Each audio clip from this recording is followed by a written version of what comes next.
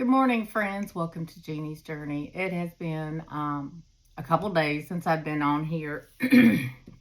And one of the reasons why I haven't been on here is I've just been kind of stepping back a little bit. I talk about how God has worked in my life, how He brings me peace beyond understanding, and also confess that I am always on a hamster wheel, go, go, go, go, go.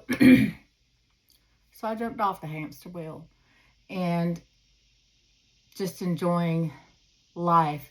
God has given me all these different blessings, the people He's placed in my life, the children He's placed in my life, and I'm going to, and I have been enjoying those blessings in gratitude because He has worked some amazing things in my life. So here I have done Numbers 1. I actually did it, I want to say 2 days ago. But again, I've been kind of stopping for a minute, just kind of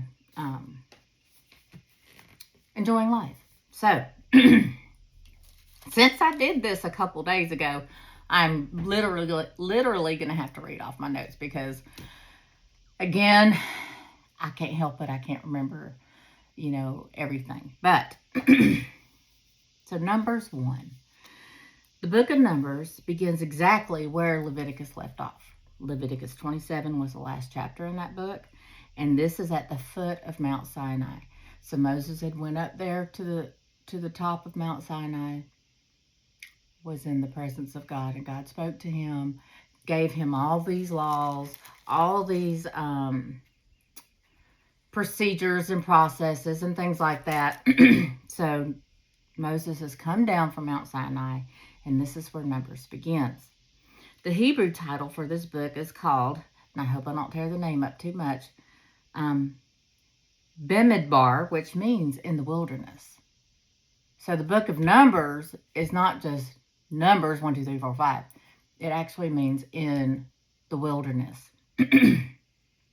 So God shifts Israel, former slaves of Egypt, into a highly organized army to march towards the promised land, because there were already people there that they had to conquer.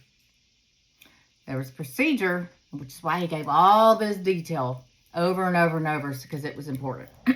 So verses 1 through 4, I'm sorry, my throat's dry.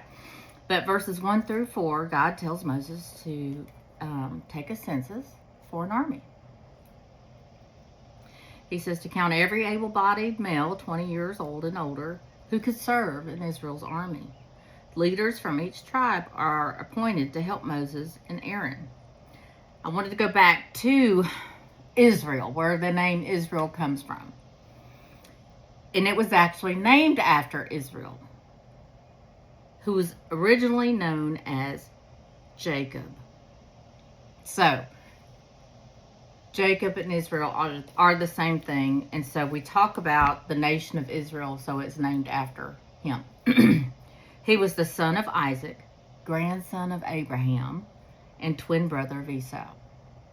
He had 12 sons, 12 tribes of Israel. God promised Abraham way back in Genesis 15:5 that his descendants would be as numerous as the stars.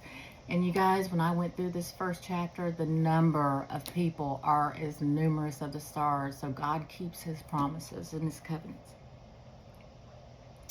God reaffirmed it to him in Genesis 22:17, and then to his son Isaac in Genesis 26:4.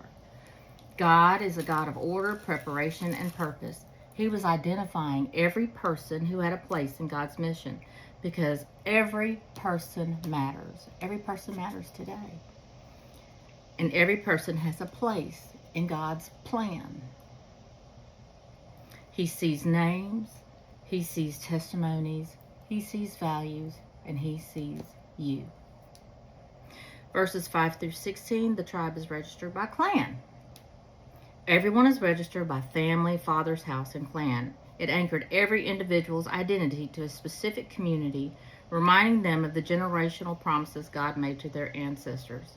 So when they did this census and they counted up all the men 20 years old and older who were able-bodied, The number is 603,550 fighting men.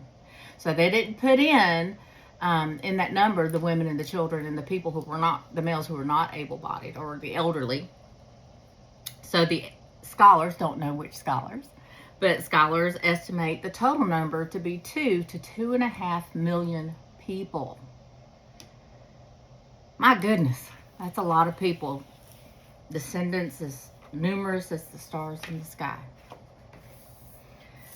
So, verses 20 through 42. I need this paper so I can see. 20 through 42 is talking about the lineage, or I'd wanted to talk about the lineage. So, in Genesis,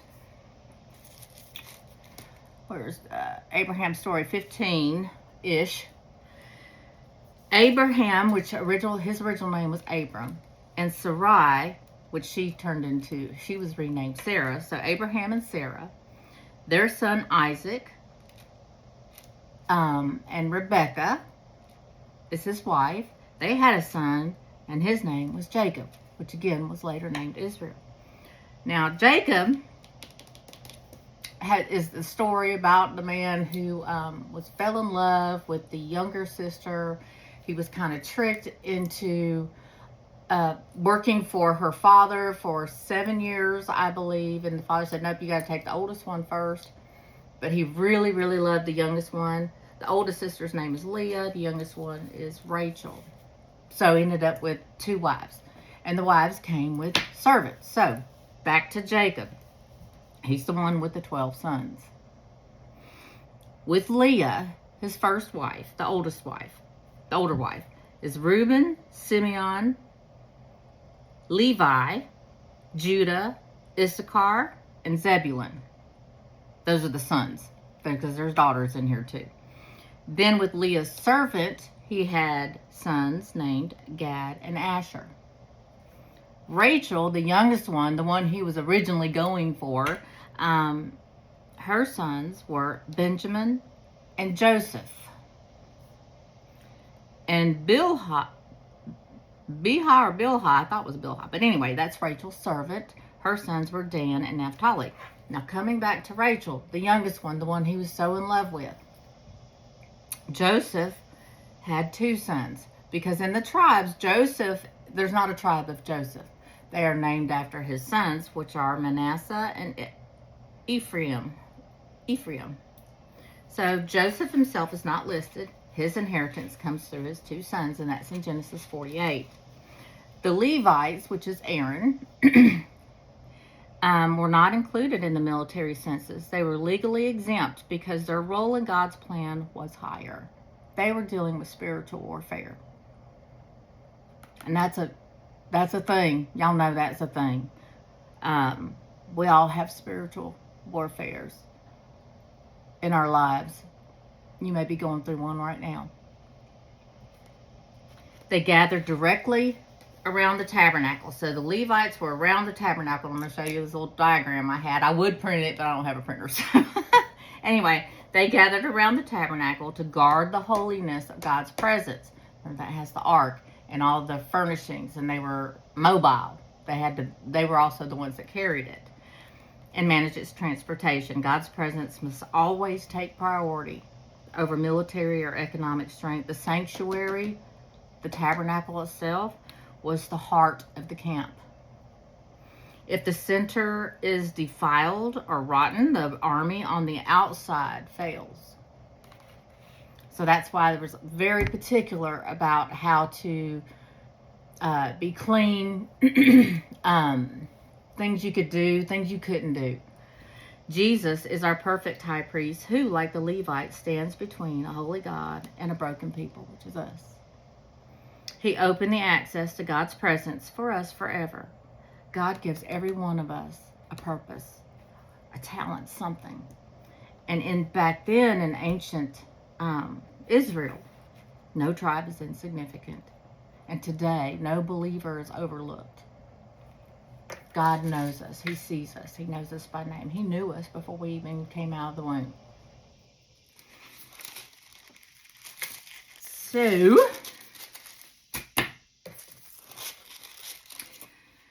In the ancient world, this is talking about names. I wanted to put this in here because I just thought it was so cool. I mean, I got chill bumps just reading. I said, oh my goodness. But anyway, let me continue.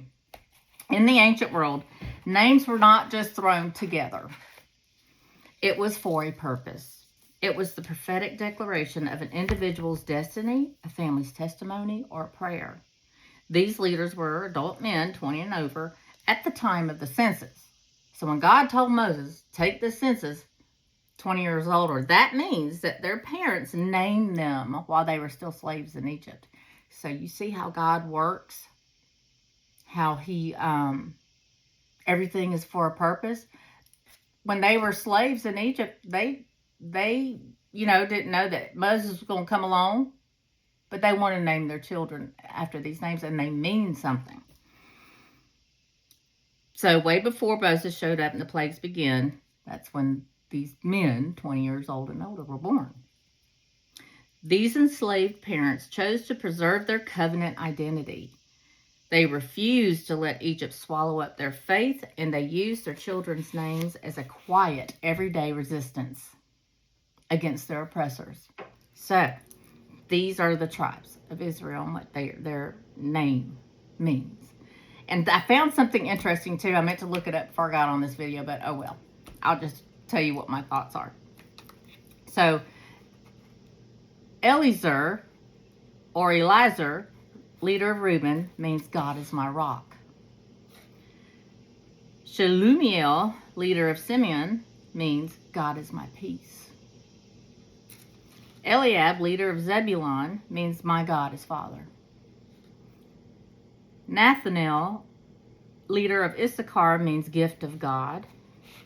Elishama, leader of Ephraim, is my God is heard. Gamaliel, leader of Manasseh, is God is my rewarder. Abidan, leader of Benjamin, my God is judge. Ahiezer, leader of Dan, my brother is a helper. Pagiel, leader of Asher, God has met me. Eliasaph, leader of Gad, God gathers together. Now, we still got two more tribes. We got Judah and Naphtali, and Judah is the descendant line of Jesus. So it didn't quite fit with those other interpretations, but it did make me think about something that happened in Genesis. So Nahshon, it's two syllables. Nah means something, Shon means something else. That's the leader of Judah. Genealogy of Jesus. It derives from two words, serpent and enchanter. Ahira, leader of Naphtali, means brother of a shepherd. So when I was going back to Nahshon, I say, serpent enchanter, that's the direct line of Jesus. It made me think about, and correct me if I'm wrong, it's in Genesis, and it's after Adam and Eve ate the fruit of knowledge of good and evil, and God is saying, okay, Adam, you're going to now have to work the soil. And your heel will be bruised. By crushing the serpent's head, I'm going to have to Google that and look in my Bible and stuff. Because it's something like that. And I was like, well, maybe this is because it is an ancestor of Jesus, the tribe of Judah. And so I'm like, that is really interesting. So I'm going to have to do a deep dive in that because I was like, I've got to figure this out. But anyway, so there's this. I wanted to show you this. Let's see if I can do it. All right, so this is how everybody was set up. So right here, directly in the middle, we've got the tabernacle. Inside, it's got the holy furniture and the Ark of the Covenant. And around here are the Levites, because they are fighting that spiritual warfare. Then we have the tribe of Dan, positioned right here. Ephraim, positioned here. Reuben here. And on the east side is the tribe of Judah. Now, I have numbers by all of them.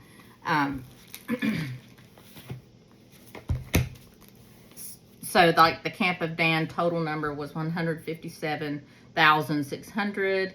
Ephraim was 108,100. Reuben was 151,450, and Judah was 186,400. So they were the larger tribe. Now back to this. As I was reading, all of this, it just amazes me that years later, so God promises Abraham, your descendants will be numerous as the stars, and hundreds and hundreds and hundreds of years later, he did. These numbers are just amazing, to me, and all of them descend from Jacob's children, Jacob's sons. So, I just thought that was the coolest thing.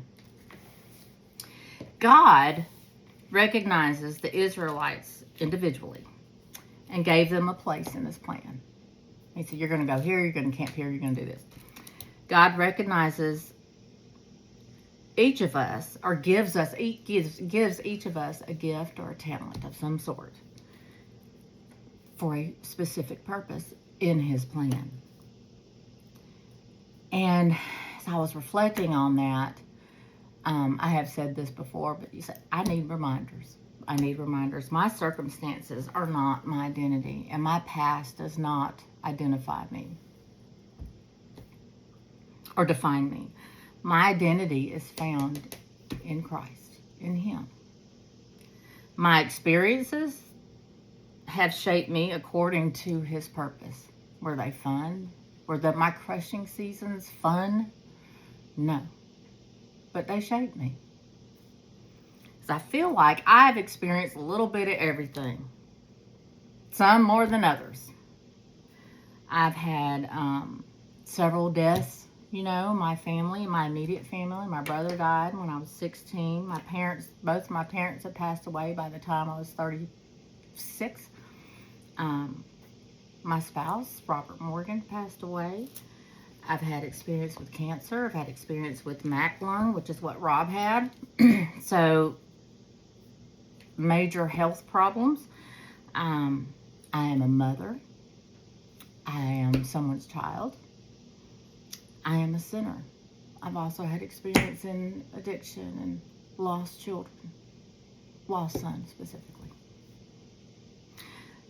But God identifies me as his daughter, redeemed by the blood of Christ. That is what gives me peace in my trials. Am I still going through trials? Absolutely. This is life. We live in a broken world. Trials all the time, whether it's me just trying to make it without stomping my toe for that day. Everything, bad times are going to come. That's what gives me peace in my trials, unknown outcomes, in my trials, in my unknown outcomes, and strength when the road feels long and hard. I was actually talking to a good friend last night about Christmas, and I don't know, some people may think I have it all together, but I don't, because as I was talking about it, I could feel my eyes getting warm like I was about to cry. And it happens. I do cry still. But my only responsibility is to pray, to love, to serve, and to trust him with the results. As long as I remain connected to the vine, I'm the vine, you're the branches. He who abides in me will have everything. It's somewhere close by. We'll have everything. If you don't abide in me, you can have nothing. You can't do anything. As long as I remain connected to the vine, he will provide everything I need to fulfill his plan for me. And in our Bible study, my small group, we were doing It's Not Supposed to Be This Way by Lisa Turkist. And in it, it talks about two gardens. So we have the Garden of Eden, where Adam and Eve were. Here's earth, and here's our eternal garden. Meaning every conversation, every prayer, every act of kindness, and every seed has eternal value, even if I never get to see the harvest. I don't need people to give me accolades or anything like. I don't need that. I just want to serve the Lord with everything that I have, because I know that I'm a sojourner waiting to get to my eternal home. Small things are precious in His sight. Jesus loves little children of the world. I can't help it. It just came to me. And one day, I hope to hear Him say in my eternal Eden, I hope to hear Him say to me, well done, good and faithful servant, and welcome home. That is my goal. Going back to seeds, because I do like the little church shorts for my church, and I'm still on like 2 weeks ago making these shorts, but anyway, sometime this week, those of you that know me, it's going to come up, but he talks about seeds.